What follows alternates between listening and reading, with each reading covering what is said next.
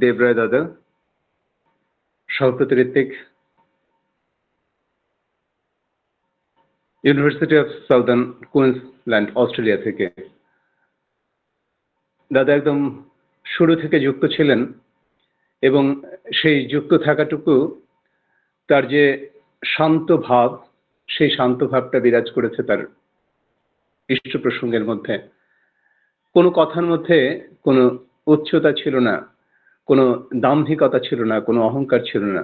তাকে বিনায়িত করে প্রতি প্রাণে প্রাণে প্রতিষ্ঠিত করার জন্য কথা বলছিলেন, এবং কথা বলছিলেন হচ্ছে আজকের সৎসঙ্গের এ কোণা থেকে ও কোণা থেকে যে যে বাণীগুলো পাঠ করা হচ্ছে, যে সুরের সঙ্গতগুলো তার শ্রীচরণে নিবেদন করা হচ্ছে, সেখান থেকে করতে করতে করতে করতে তিনি একদম শেষে এসে কি করতে হবে, কেমন করে করতে হবে, কোনো কথাই ফাঁক রাখেননি। প্রতিটি কথাই সব কথার মধ্যে দিয়ে বলে চলে গেছেন। ওই যে ডিপি ওয়ার্ক, ওই যে প্রতিবেশীর খবর নেওয়ার কথা, ওই সব কিছুই তিনি তার ইষ্ট প্রসঙ্গের মধ্যে দিয়ে বলেছেন। কিন্তু কোনো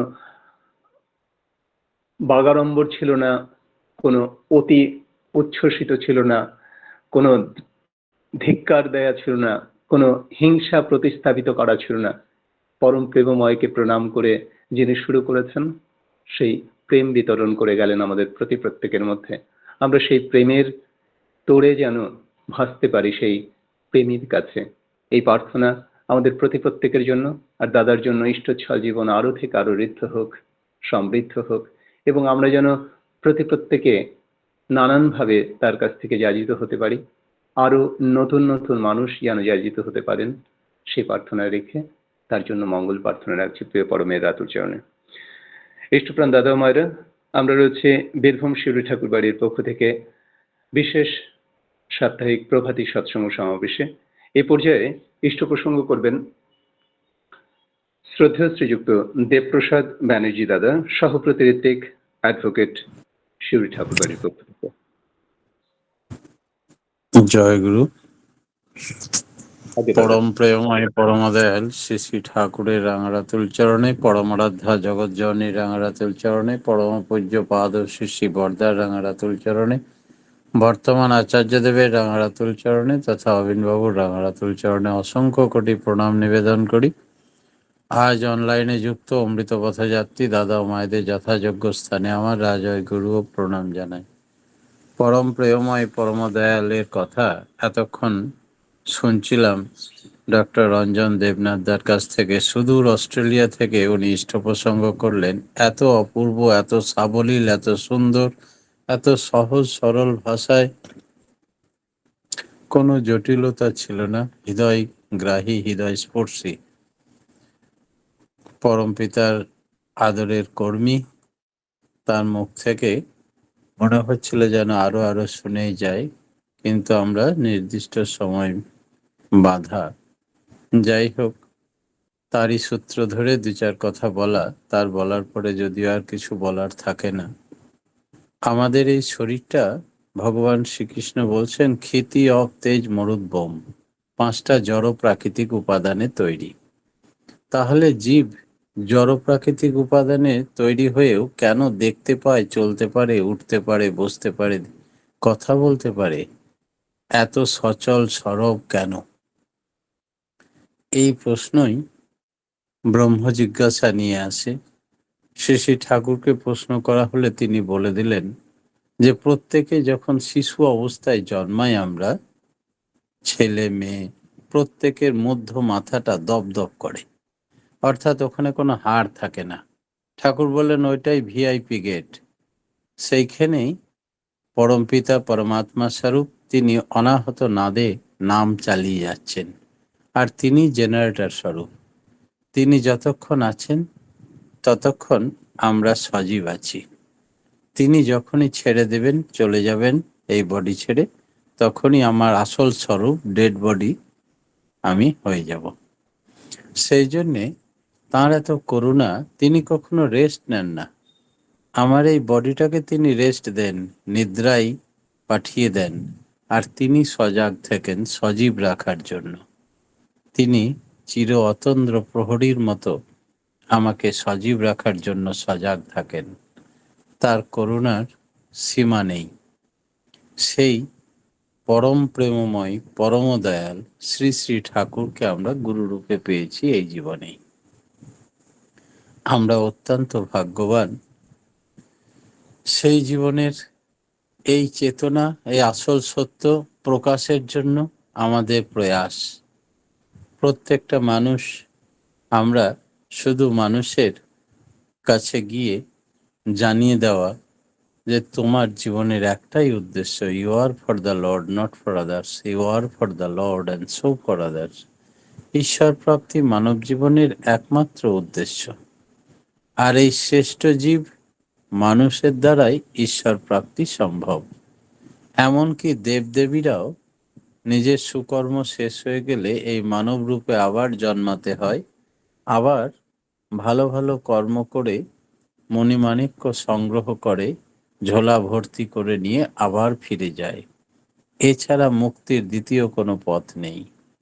তাই আমরা, জেসাস বাইবেলে বলছেন, মানব জীবন হচ্ছে নেক্সট টু গড, ঈশ্বরের পরের স্থান। কারণ ঈশ্বরের মতো সমস্ত গুণে তিনি আমাদেরকে অভিভূত করেছেন। ঈশ্বর এক এবং অদ্বিতীয়, আমরা সকলেই জানি, বেদের কথা এটা। তাই তাঁর সন্তান হিসাবে আমরা প্রত্যেকেই এক এবং অদ্বিতীয়।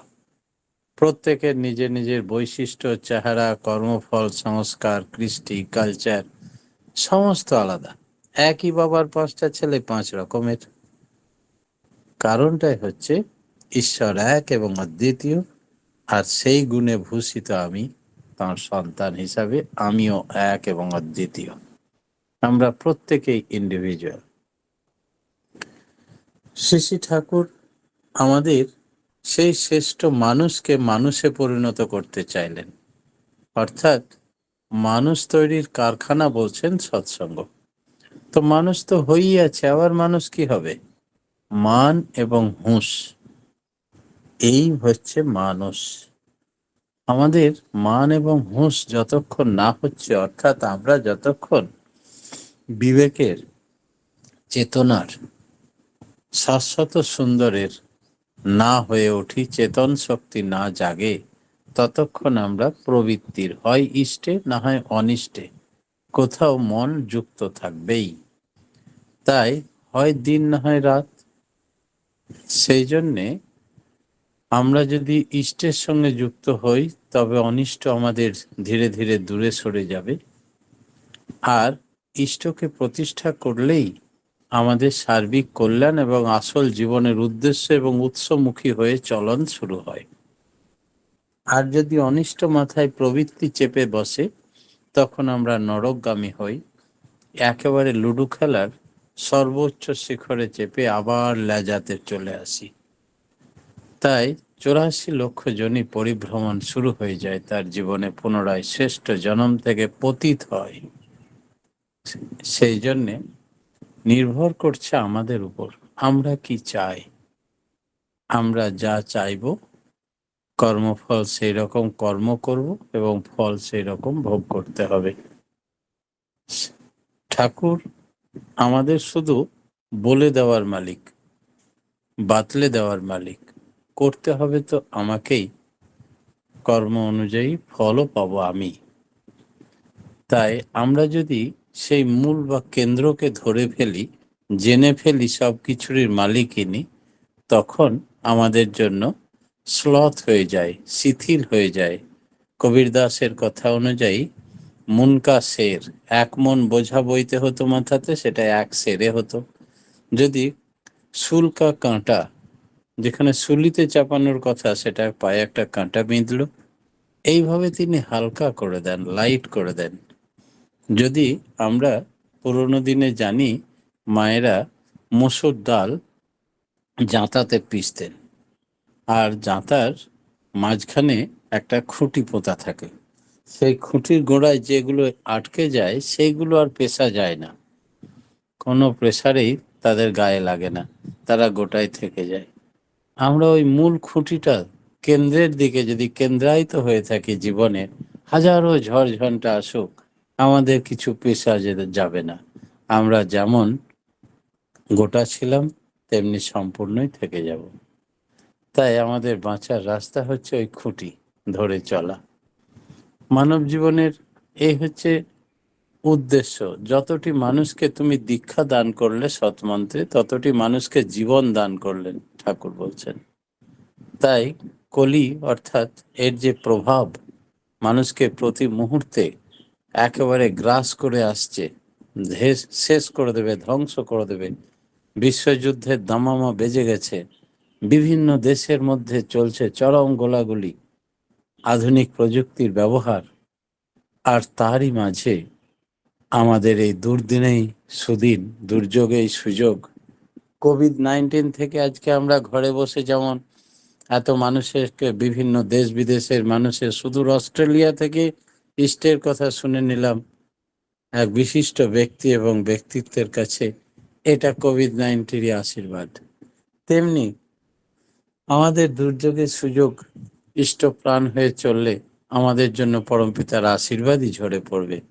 আমাদের জন্য কোনোটাই অভিশাপ হবে না, যদি আমাদের কেন্দ্রে থাকে ওই ইষ্ট গুরু পুরুষোত্তম, গুরুর গুরু যোগ পুরুষোত্তম, তাকে আমরা পাই।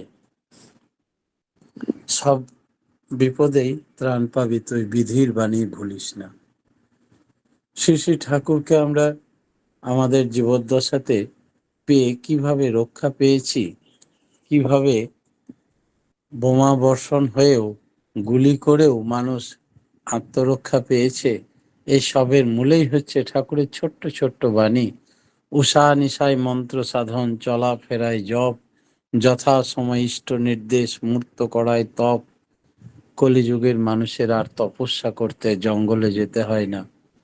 এখন ওই যখনই তার যেরকম নির্দেশ আসবে সেগুলো পরিপালন করতে হবে, উষা নিশায় নিয়মিত মন্ত্র সাধন করতে হবে, আর সব সময় চলাফেরায় জপ করতে হবে। এইভাবে নামের অনল জ্বালিয়ে রাখলে সে আগুনে কলি বা পাপ একেবারে ভস্মসাৎ হয়ে যাবে। নিজের প্রোটেকশন, রক্ষা পাবো আমরা সব কিছু থেকেই। শ্রী শ্রী ঠাকুর আমাদের সেই কথাই বললেন। বর্তমানের আদেশ ডিপি ওয়ার্কের মাধ্যমে কি করে প্রত্যেকটা মানুষকে আমরা আবার ফিরে পাই। কোনো সন্তানই আমাদের হারিয়ে যাওয়া কাম্য নয়। শ্রী শ্রী ঠাকুর বরাবরই এই ডিপি ওয়ার্কের কথা বলতেন। পরবর্তীতে শ্রদ্ধেয় পূজনীয় অবিনবাবু এবং বর্তমান আচার্যদেবের উদ্যোগে ডিপি ওয়ার্কটাকে প্রমিনেন্টভাবে ধরা হয়েছে। জেসাস বাইবেলে বলছেন, সব যুগেই তিনি যতবার এসছেন ততবারই ডিপি ওয়ার্কের কথা বলেছেন।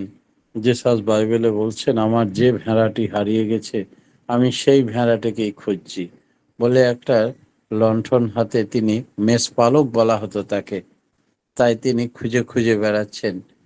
আমরা তার হারিয়ে যাওয়া মেষ, কেউ আগে দুদিন কেউ পরে দুদিন এসেছি তাকে আবার খুঁজে খুঁজে। যারা এখনো ফিরে আসতে পারেনি, হারিয়ে গেছে, তাই তাদেরকে ফিরিয়ে আনতে হবে।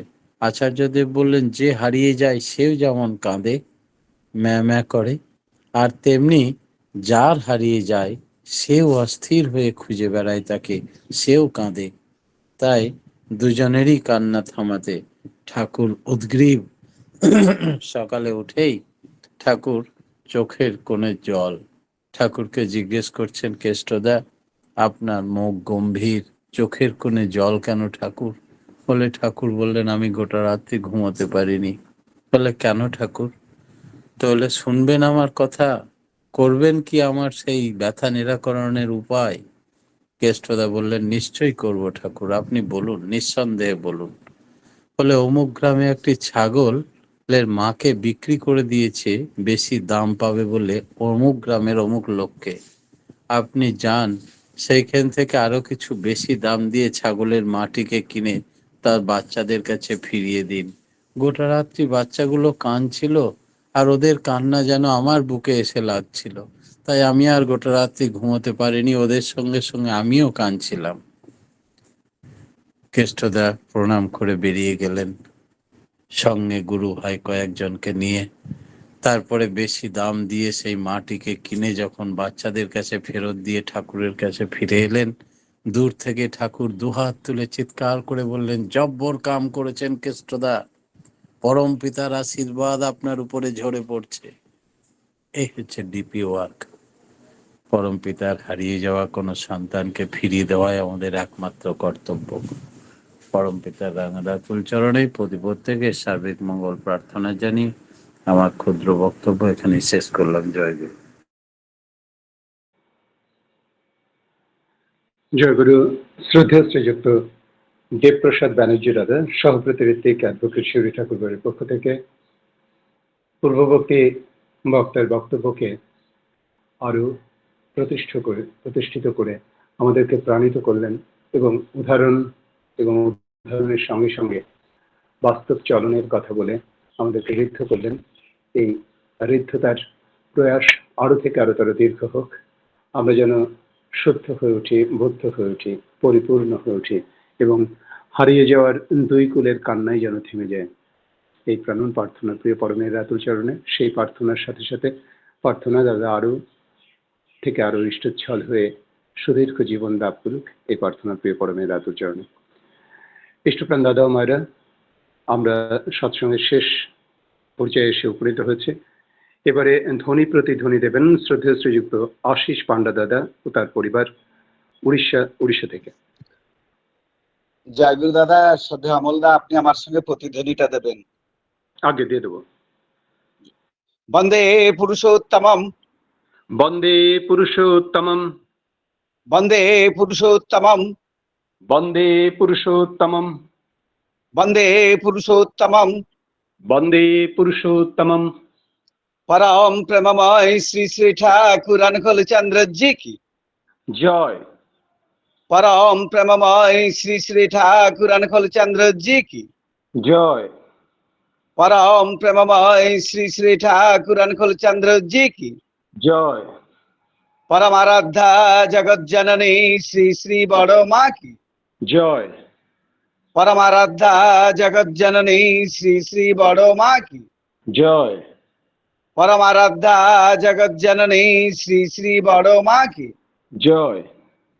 পরম পূজ্যপাদ শ্রী শ্রী বরদা কি জয়। পরম পূজ্যপাদ শ্রী শ্রী বরদা কি জয়। পরম পূজ্যপাদ শ্রী শ্রী বরদা কি জয়। পরম পূজ্যপাদ শ্রী শ্রী আচার্য দেব কি জয়। পরম পূজ্যপাদ শ্রী শ্রী আচার্য দেব কি জয়। পরম পূজ্যপাদ শ্রী শ্রী আচার্য দেব কি জয়। সৎসঙ্গ কি জয়। সৎসঙ্গ কি জয়। সৎসঙ্গ কি জয়। বন্দে পুরুষোত্তমম, বন্দে পুরুষোত্তমম, বন্দে আর্য পিতৃন, বন্দে আর্য পিতৃন, বন্দে মাতৃবর্গন, বন্দে মাতৃবর্গন, বন্দে অহং খ্রিষ্ট দৈবতম, বন্দে অহং কৃষ্ট দেবতং, বন্দে পুরুষোত্তমম, বন্দে পুরুষোত্তমম। পরম প্রেমময় শ্রী শ্রী ঠাকুর অনুকূল চন্দ্র জি কি জয়। জয় গুরু, জয় গুরু। জয় গুরু দাদা। উড়িষ্যা থেকে ধ্বনি দিলেন শ্রদ্ধা শ্রীযুক্ত আশিস পান্ডা দাদা। আমি তার ইষ্টচ্ছল জীবন প্রার্থনায় রাখছি। ইষ্টপ্রাণ দাদা ও মায়েরা, আমরা এখন স্ব অবস্থান থেকে ঠাকুর প্রণাম করব। তার আগে আপনাদেরকে একটু ছোট্ট করে জানিয়ে রাখছি, এই লিঙ্কে প্রতিদিন সকালে, ভোরে এবং সন্ধ্যায়, ভোর 4টা থেকে 5টা এবং রাত 8:30 থেকে 9:30 নামধ্যানের আয়োজন হয়।